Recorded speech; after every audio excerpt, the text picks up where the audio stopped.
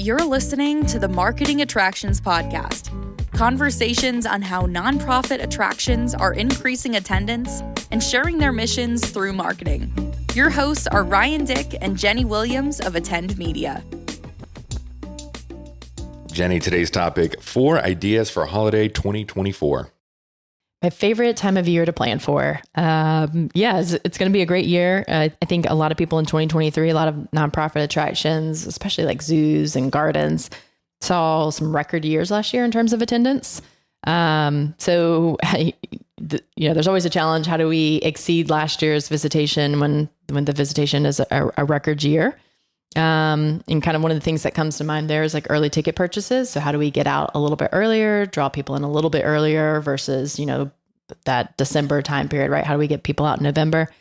But with earlier ticket purchases comes another challenge, which is that it's 2024 and we have a political season ahead of us that can maybe scare a few people away from getting out early. So we'll talk about some ways to get around that. And you're drawing on your experience in working with a major nonprofit attraction in a large market, has done a holiday event for the last 10 years, and they've been selling out, they're more premium nights. You're kind of looking at this, like, how can we fill in some of the holes and squeeze as much visitation as we can out of this season? Yeah. And you're always trying to come up with new ideas to do that, new audiences to reach, to drive in. Right. But also when we think about trying to get out earlier, when it comes to December, I think a lot of the time you're thinking in, marketing, like, well, the event sells itself, right? If it's selling out constantly. So I think we've got to be smart about how we utilize our dollars to get out ahead of it when maybe, especially if you're like looking at performance in terms of online ticket sales, right? That's not going to be as strong in maybe late October or early November as it would in December. But I think we've got to kind of challenge ourselves as marketers to think, how do we change it up, do things a little bit differently, do things that maybe don't always look quite as good on paper because it's not selling itself early on, and kind of think through the strategy and the challenge of that to put a really great plan forward and not just allow it to like sell itself out at the end of the season, right? In the midst of a political advertising. Yeah. All right, so let's get into it. 4 ideas to sell more tickets this holiday, 2024.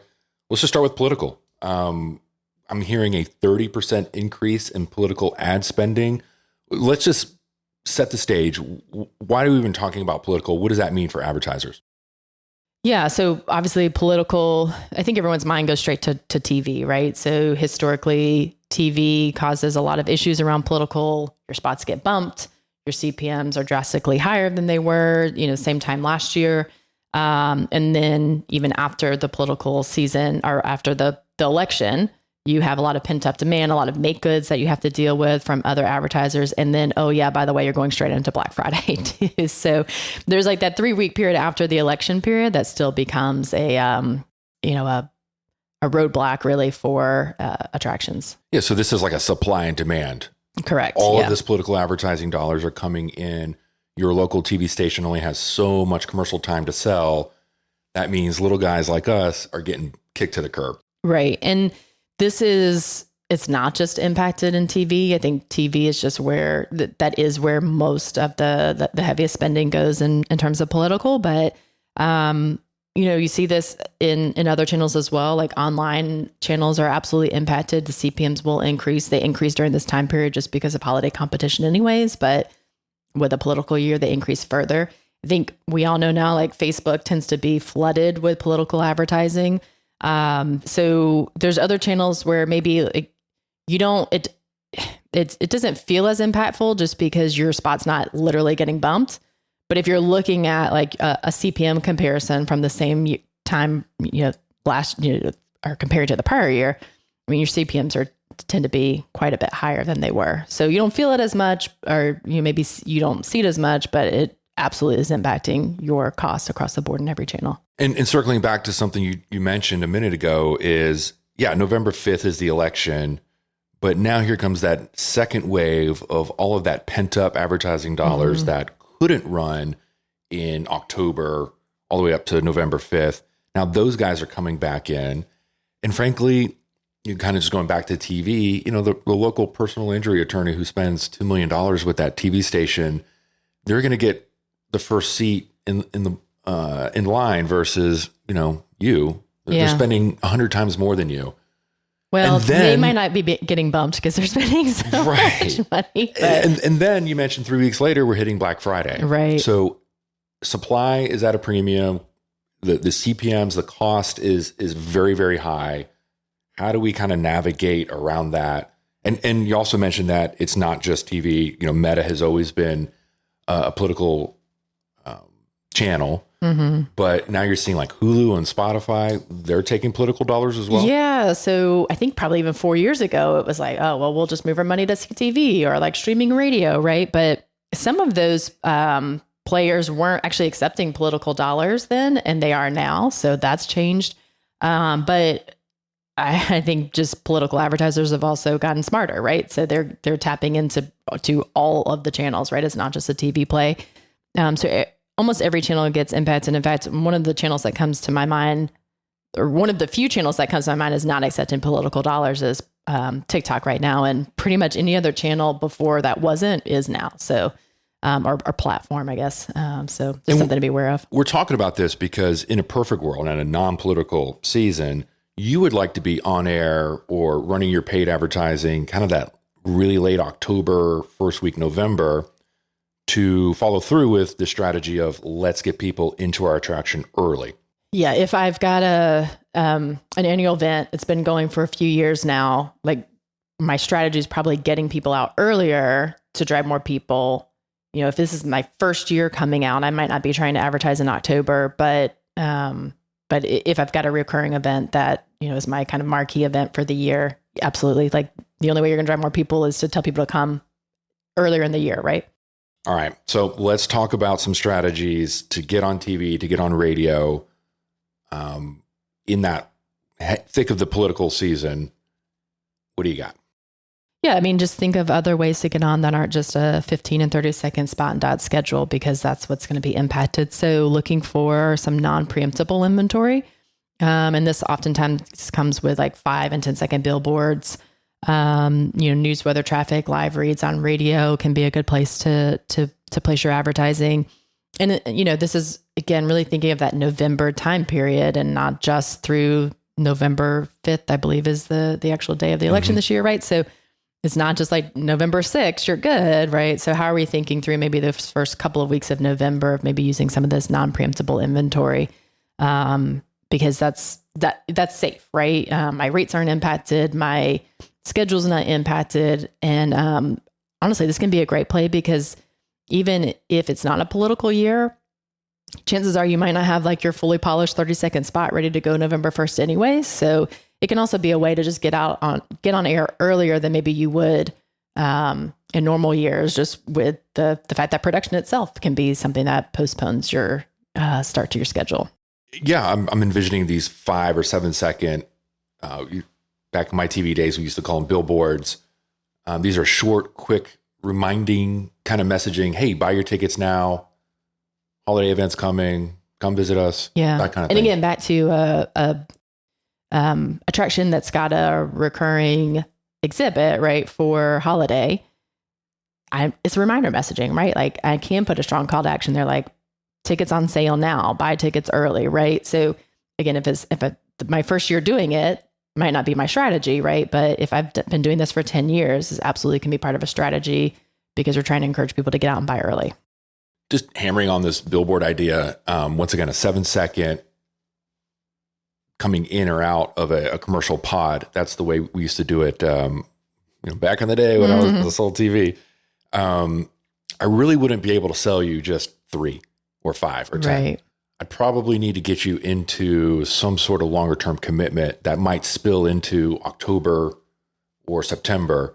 So I think that's something that I want to share with the audience is it might not be perfect for just exactly what you're going to do. It really depends on the TV station, but maybe we can be open to these ideas knowing that that inventory is so valuable in early mid-November that I'm willing to say, hey, I'm going to promote my fall event in September or October.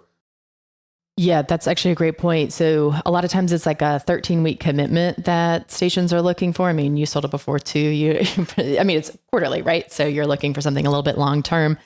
But yeah, you also, I think really the key point here is you should be thinking through and planning this now, right? It's not Christmas planning in July anymore, right? It's been a political year. We got to start now.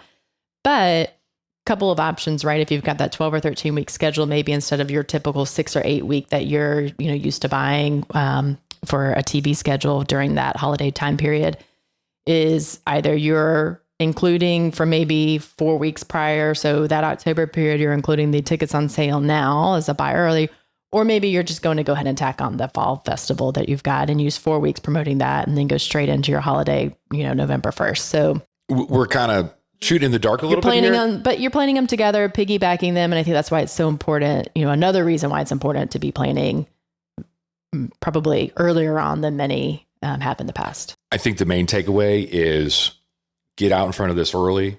If you have your TV and radio station partners in your market, let's have that conversation now before it's August and all of a sudden all this inventory is gone.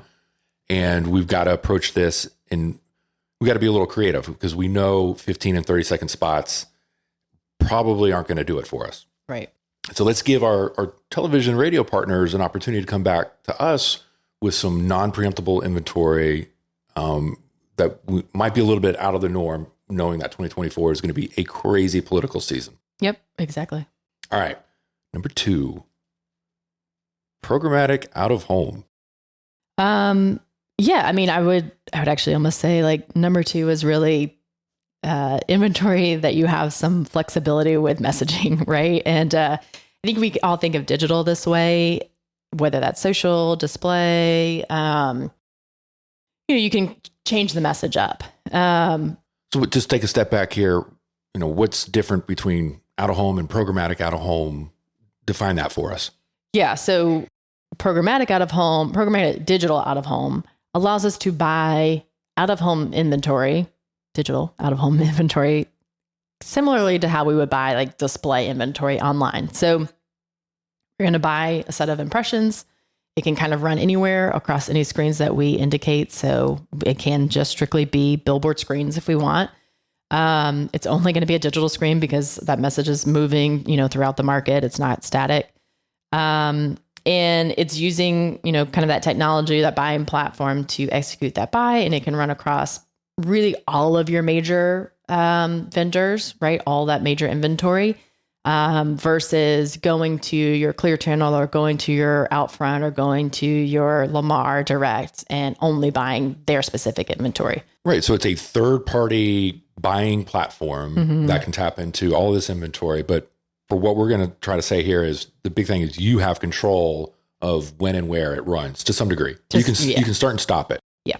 And there's like pros and cons of both, but just love the idea of using this. I think a lot of people have thought about it in the attraction space in general of like weather triggering, right? So weather triggering is a really great way to utilize programmatic digital out of home in a lot of different industries, but for nonprofit attractions, think of it as, hey, it's raining outside and I'm a zoo. I don't want to advertise today. I can shut my message off, right?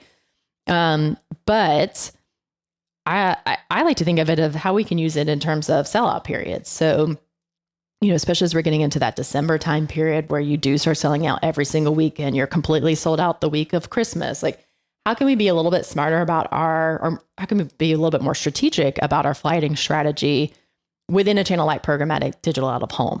So I, am sold out for the weekend and it's Wednesday. I can go ahead and shut my messaging off for the weekend, or I might have a strategy of just wanting to put up messaging that says sold out. So oh yeah, like it's my normal ad, and then there's the big red sold out. Yeah, right? Sold out. Yeah. Which can be a good strategy just for like creating a little bit of like, oh no, I gotta buy tickets for next weekend, right? Yeah. So not here to tell you what the creative strategy needs to be there, but just thinking through how you can utilize that. And I would say it's always easier said than done. So be careful about thinking, hey, we sell it at 5:30 on Friday and we're going to go reach out to our campaign manager to shut the campaign off for Friday night. But it's Wednesday and I'm sold out Thursday, Friday, Saturday. We can shut that messaging off, right? Yeah. So the strategy that we're talking about here is pretty, it's a heavy lift. Yeah. Like this is pretty manually intensive, even though we're using computers to do it all. Right. Someone still has to go in and tell the computer what to do, right? So I think it's important here is we have great communication with the person that's hands-on keyboard, right? And we've talked about how we implore our clients to own their own platform. This is a really good example of what owning your own platform looks like. Right. So, ideally, you've got somebody in-house who's doing this, or you're working with an agency partner who's doing this, and you've got a fast line of communication with that person that is hands-on keyboard. Yeah. What you don't want to do is have an agency handle it who's going to outsource it to another team that might be overseas or something like that, where it's a 24, 36-hour delay between, hey, we need to kill it, to it actually gets done. Well, and even, if there's multiple people in place, it's not always meaning that something can't be done fast. But if I've got 3 layers of people to go through to the person who's actually going to turn it off, that's obviously going to slow it down. So, be realistic about what you can and can't do. Again, I don't think you have wasted impressions just because some impressions run at night, right? I'm not going to cut my TV because I sold out for the weekend. You still want media running even on sellouts because you're creating, interest and awareness for other nights and weekends. But so be realistic. But yeah, it's Wednesday and you're sold out for the entire weekend. Have a conversation with your campaign manager, agency, buyer, whoever's the one who's managing this particular channel to determine what that strategy is going to be. And you need to go in with that strategy in advance, like as in when we sell out, 24 hours notice, the campaign shut off and version B of creative goes up, or the campaign is just shut off, right?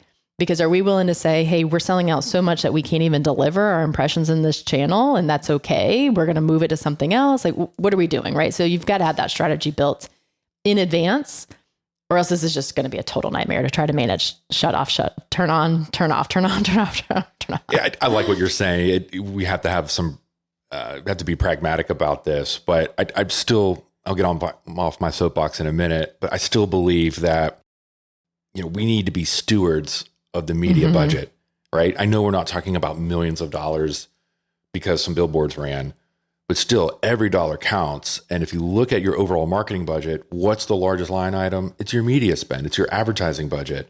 So I think it's something that's absolutely worth putting in these extra layers of this planning and this communication to bring as much efficiency as possible. You're listening to the Marketing Attractions Podcast, conversations on how nonprofit attractions are increasing attendance and sharing their mission through marketing. Your hosts are Ryan Dick and Jenny Williams of Attend Media. Attend Media is a media planning and buying agency specializing in zoos, aquariums, gardens, and museums. For more information, please visit attend.media. Now, back to Ryan and Jenny.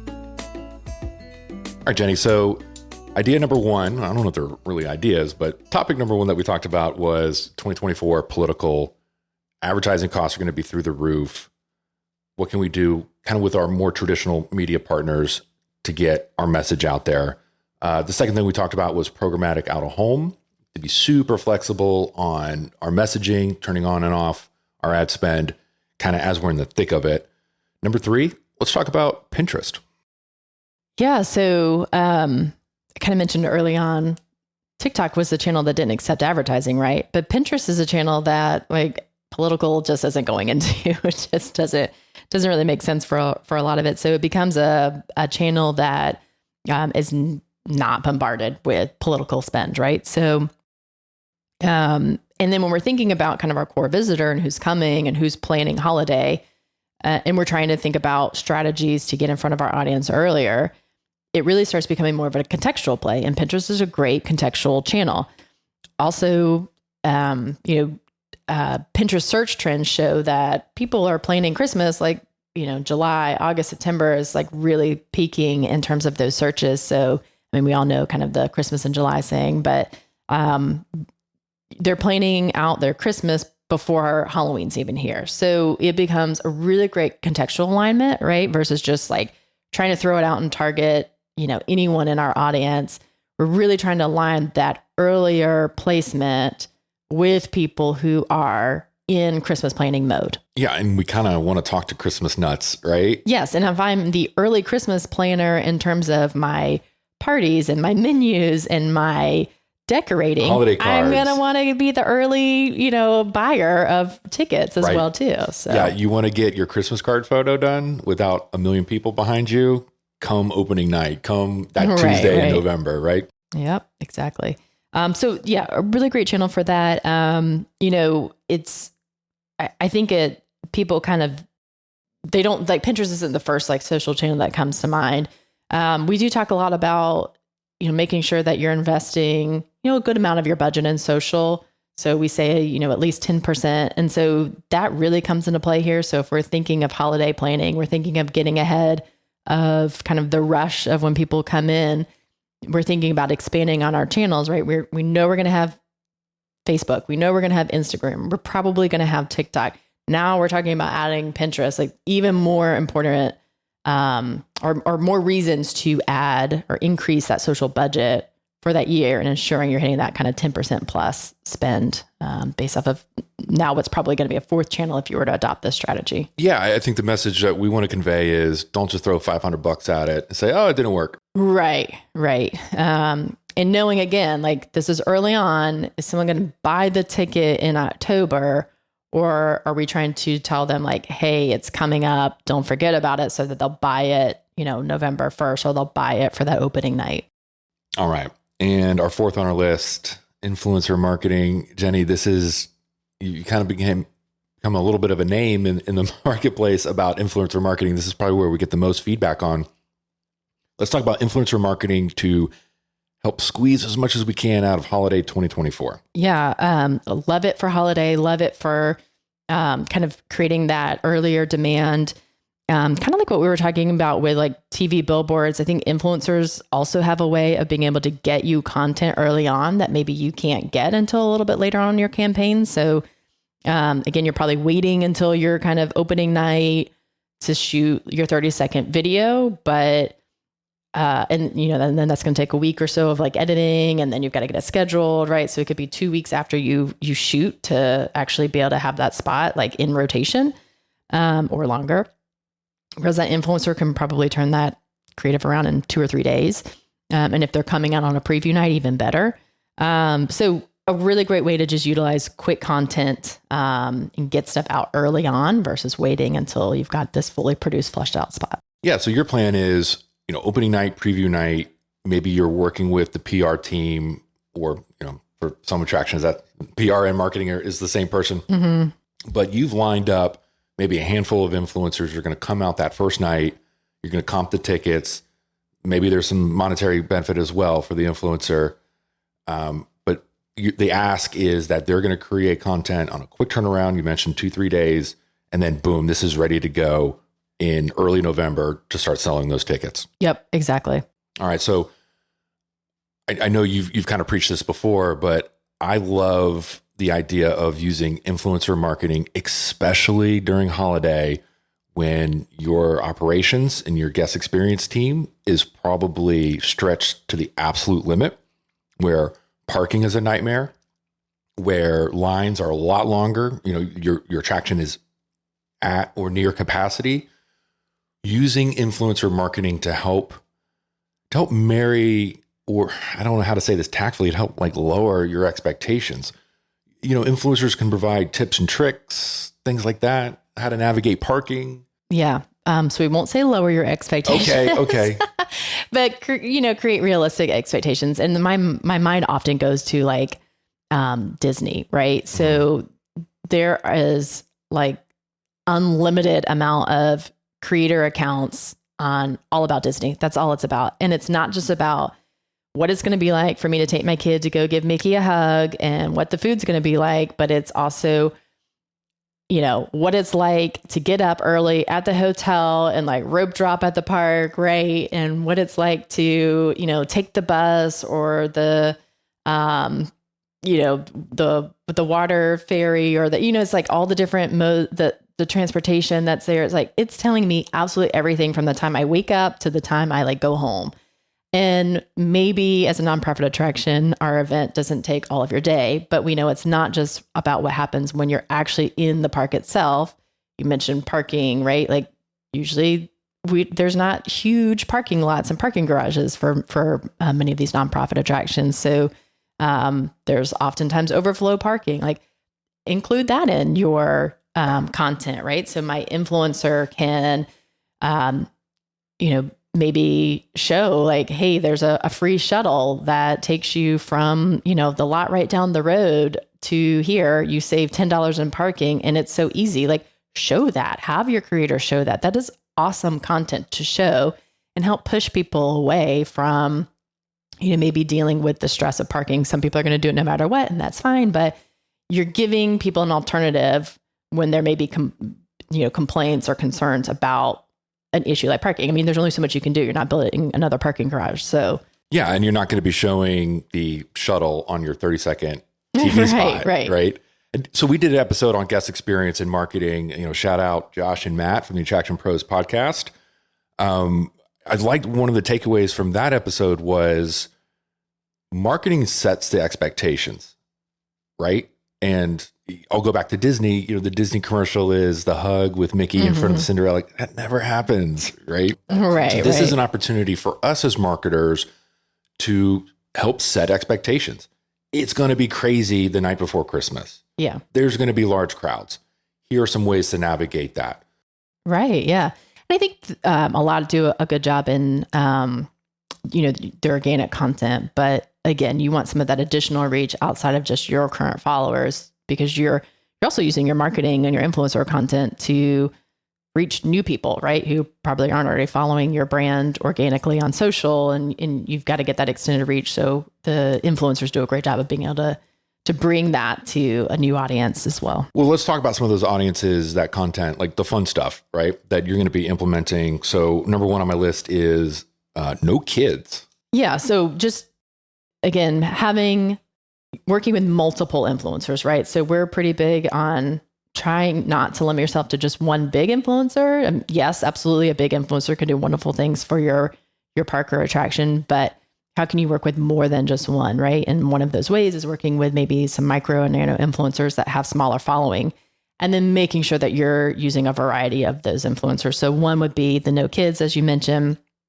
And this can be great because where my mind goes immediately, if I think about bringing people in earlier or bringing people in on nights that don't sell out, what do they tend to be? Weeknights, right? Well, Tuesdays. Yeah. So as a mom with a 5-year-old, like I can't keep my child out until 9 p.m. on Tuesday night, right? She's got to go to kindergarten the next day. So my no kids audience is like an awesome audience to focus on for bringing into maybe a value night or a night that's not likely to sell out. Yeah, they could be highlighting like cocktails, some more, I'm thinking of like a younger audience or a more fun audience, if you will. Listen, parents are fun too. Okay. Yeah, I mean, yes, that's the other benefit of this is you can kind of show that experience through a different lens, right? So maybe you're going out and, showing the fancy drink versus the s'mores and hot chocolate with your children, right? So there's so many different experiences that are, that you're able to kind of capture. It's not just for parents. It's not just for families. It's not, just for one group. It's a holiday event. It's usually pretty wide appealing. And just at risk of stating the obvious, but you're working with an influencer that fits that mold. They have no kids, right? We're not going to fake it. It's going to be authentic. And that plays into your strategy of hiring multiple influencers, even if they have a super small following. That doesn't really matter. We want them to marry the audience that we're trying to attract. Right. Because we also want to, build in some usage rights for this content so that we're able to use it in our own marketing, our own advertising to reach new people. By the way, we did a whole episode on this. Okay. Audience number 2, moms. So moms can be fun too. Mm-hmm. But I think that this can be, maybe they're not my Tuesday night crowd or maybe they're not your Tuesday night crowd, but they're trying to push maybe those earlier weekends in November. I mean, again, as a mom, my mind goes straight to the fact that I could take my kids and on a Friday night that's not likely to sell out in November, I can get some awesome holiday photos with my kids without just like tons and tons of people behind me. Like, I think oftentimes we think like, oh, it's got to be the Christmas Eve event or, the Christmas week event, right? That can oftentimes be so stressful as a parent because there's so many things going on, right? And now you're going into an attraction or an event that's so crowded. And for some people, that's fine. That they love it. They thrive off of it. This is what we do every Christmas Eve. That's fine. But for a lot of people, it's like overwhelming. And if I'm going and having an overwhelming experience, I might not want to go back, but there's so many opportunities to bring someone in when it's not going to be overwhelming, when we're trying to maybe increase visitors for that particular night of the week or that particular week of the year or the event. So there's a lot of opportunities with influencers to share this, right? Like as a mom influencer, I can share that, look, there's not that many people behind me. Look at this awesome photo I just got with my kids. Or I'm going early enough that I'm actually using it for my holiday cards this year. So plenty of things. And then, yeah, sure, I'm showing the s'mores and the hot chocolate and, that lens of it versus the, cheersing photos with champagne, although that might be what you do as a mom too. So that's totally fine. So once again, working with an influencer who's a mom, who's going to bring their kids, do the whole family thing. That's what they want to see, or that's what we want to push out. Right. Okay. Our third audience, we're going to call it first-time visitors. And, stating the obvious again, but this is it. For a lot of the nonprofit attractions, this is where you get to expose your brand, your experience with people who've maybe never stepped foot into your park. Right. This is it. So maybe talk about some ideas on working with influencers who can represent this first-time audience. Well, again, I think, using somebody who truly is coming for the first time is great to do, showing that experience from beginning to end, what it's like to park there, to go in through the park, to get out of there. But also this could be someone who's maybe coming from, maybe you're looking at expanding your market into a nearby city, right? 30 minutes out, right. An hour out. So how long did it take me to get there, right? What was the drive like? What, it's just as easy to get there as it is to get to this other competition, right? So incorporating some of that and, finding people maybe right outside of your market that can, do that for you, I think is a great way to. Yeah. Ideally, you've, throughout 2024, you've earmarked, or maybe part of your strategy is we're going to go pull from this drive market, or we're going to pull from this zip code, or, within our market. We're going to pull from this audience, whether that's, a diverse audience. So we're creating content around that. Mm-hmm. And then another place where my mind goes is, I think as, especially in like certain markets that might be like heavy Hispanic, right? So, I think a lot of people have some limitations internally of maybe being able to, whether they're trying to have like bilingual creative or messaging in their content, they may have limitations on what they can actually do there. So going on and finding some creators who can do that for you because they are bilingual, right? So I think that's a great way to kind of incorporate some more diverse audiences, more diverse messaging. They're going to do it a lot better than you're going to do it if that's not something that you have been doing or it hasn't been part of your content strategy already. So this can be, other great ways of incorporating different influencers and creators in and around your market. Okay. And number 4 on our list, VIP experiences. Yeah. So one of the trends that we continue to see, especially during kind of the holiday period, is the variable pricing. So more and more nonprofit attractions are starting to adopt this. And that can be anywhere from, a value night on a Tuesday to a premium night on, Christmas Eve, but it can also mean like VIP tickets. So you pay a higher price to get the drink ticket, or you pay a higher price to incorporate a particular entrance or maybe a section of the park. Or I think if it's for a light display, a lot of the like 3D glasses are kind of big. So showing this full VIP experience, like why would I want to buy this ticket? Yeah, I want to see the lights with the 3D glasses on, like, right. Have your show me what that's going to look like. Right. Show me that I get a special drink that nobody else gets. Show me that I don't have to deal with the parking and the, I have valet, I have, whatever it is that you're incorporating. Like, I think it's great to show that to help sell and push some premium tickets.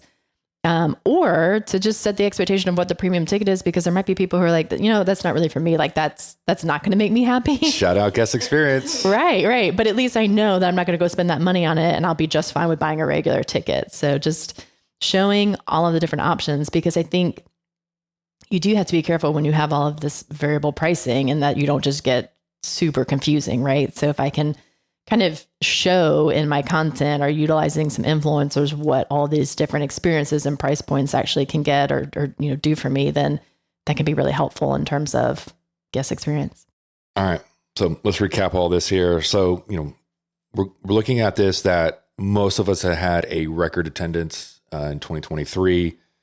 As marketers, it's our job to kind of identify where some opportunities are for that, just squeezing a little bit more out of this. So we're looking at early November off nights, and we've got to put this in the lens that we're going into a political year where advertising costs, supply is going to be just very limited. Costs are going to be very, very high. Yeah. And then I think looking at, channels where we can stand out a little bit more, whether that's channels not flooded with political, like a TikTok or a Pinterest. And then also that contextual alignment for if I'm trying to reach someone to buy an early holiday ticket, I should probably align that with people who are early holiday planners. So again, channels like Pinterest can really kind of come into play here to have that alignment. And then when we're in the thick of it, we can look at programmatic out of home to, deliver that messaging kind of on the fly. Yeah. Or, I think that can go any channel that has kind of that flexibility of managing those messages. But be strategic about how you're utilizing those channels to support or kind of save up those impressions for times when you really need it. And then we talked about influencers. Yep. Tailoring that message. So using a variety of influencers for a variety of audiences, for a variety of experiences. Jenny, thanks. Oh, and Merry Christmas. Christmas in March now. Thank you for listening to the Marketing Attractions Podcast. If you have a suggestion for a topic or would like to be a guest on the show, please visit our website at marketingattractionspodcast.com.